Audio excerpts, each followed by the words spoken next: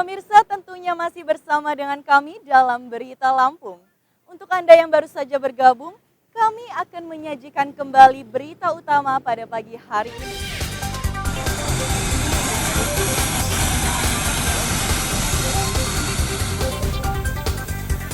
Sebuah mobil sedan di Lampung Utara tertabrak kereta api, 3 orang tewas.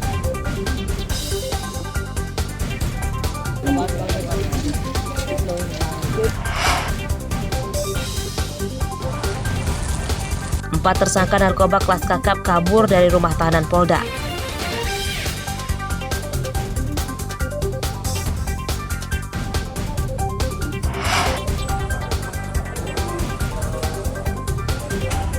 Seorang bapak di Lampung Utara mencabuli anak tirinya hingga melahirkan.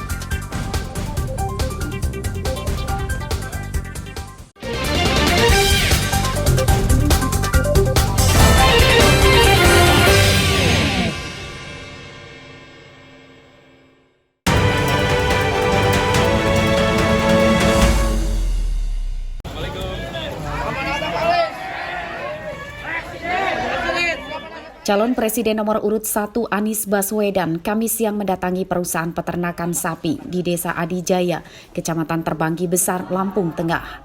Di tempat ini, Anies disambut oleh ratusan warga pendukung dan tim pemenangan. Selain melihat ribuan ekor sapi di kandang, Anies juga menyusui anak sapi dengan susu botol. Pada kunjungannya di tempat ini, Anies menyatakan konsumsi daging sapi masyarakat di Indonesia masih rendah dan hal tersebut jadi masalah kekurangan gizi di tanah air. Jika jadi presiden, Anies akan merubah tata niaga daging sapi termasuk aturan impor bibit sapi. Kita ingin membereskan persoalan gizi, salah satunya adalah dengan membereskan tata niaga daging sapi. Nah, ketika kita melihat tata niaga sapi, ternyata persoalannya ada banyak. Dan disitulah yang harus kita koreksi. Mereka menyampaikan, satu, tentang kebutuhan bibit yang harus dibantu oleh negara. Kemudian persoalan batas kredit yang harus dibuat lebih leluasa dan ditingkatkan. Lampung berada di urutan nomor 5 sebagai provinsi produsen daging sapi di tanah air setelah Jawa Timur, Jawa Barat, Jawa Tengah, dan Sumatera Barat. Aris Susanto melaporkan dari Lampung Tengah.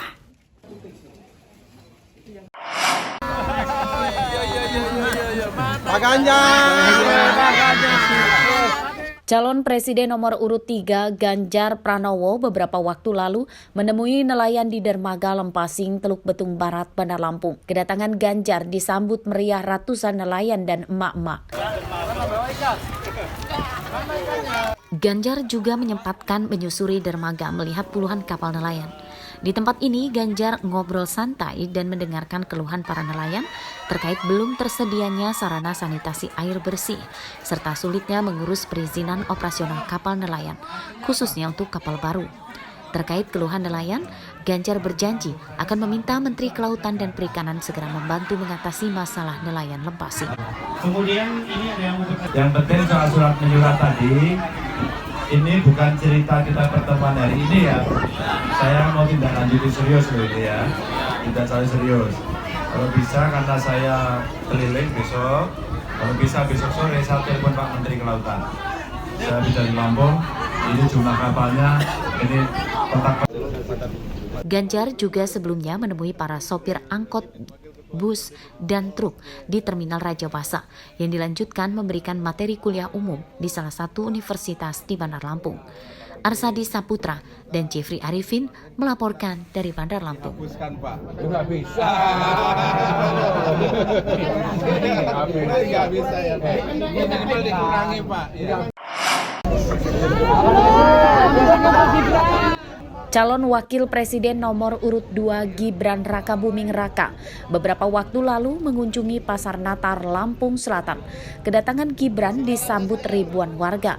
Mereka saling berdesakan ingin bersalaman hingga berfoto dengan Gibran.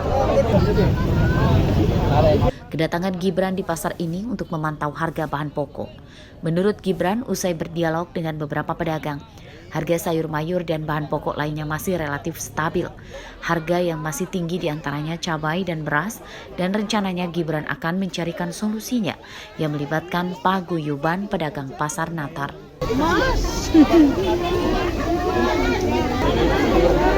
Di pasar ini, Gibran juga memborong sayur mayur yang langsung dibagikan ke warga di pasar. Tadi harganya cukup stabil ya, tapi nanti coba kami koordinasikan dengan teman-teman paguyuban di pasar ini. Ya, harga pokok juga gimana? Tapi saya lihat harganya apalagi yang dikeluhkan masyarakat kami di sini.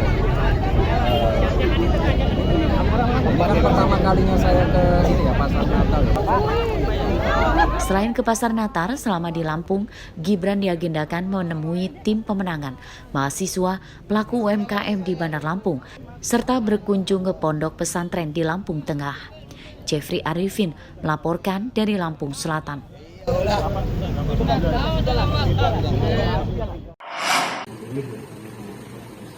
5 truk yang mengangkut surat suara pemilu 2024 Kamis siang tiba di gudang KPU Lampung Selatan.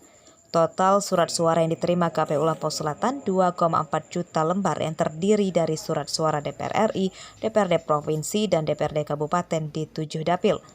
Sementara untuk surat suara calon presiden dan wakil presiden serta DPD RI belum didistribusikan dari KPU Pusat.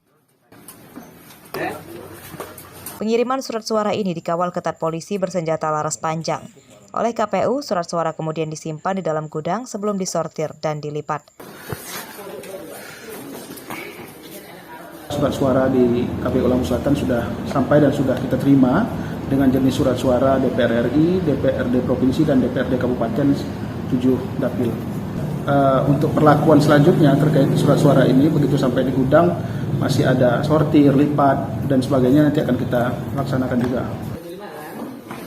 Gudang tempat penyimpanan surat suara di gudang KPU dijaga ketat polisi selama 24 jam. Saat ini, logistik pemilu yang telah diterima KPU daerah dari KPU Pusat adalah bilik suara, kotak suara lengkap dengan segelnya, tinta, dan perlengkapan pencoblosan serta surat suara calon legislatif. Haris Susanto melaporkan dari Lampung Selatan.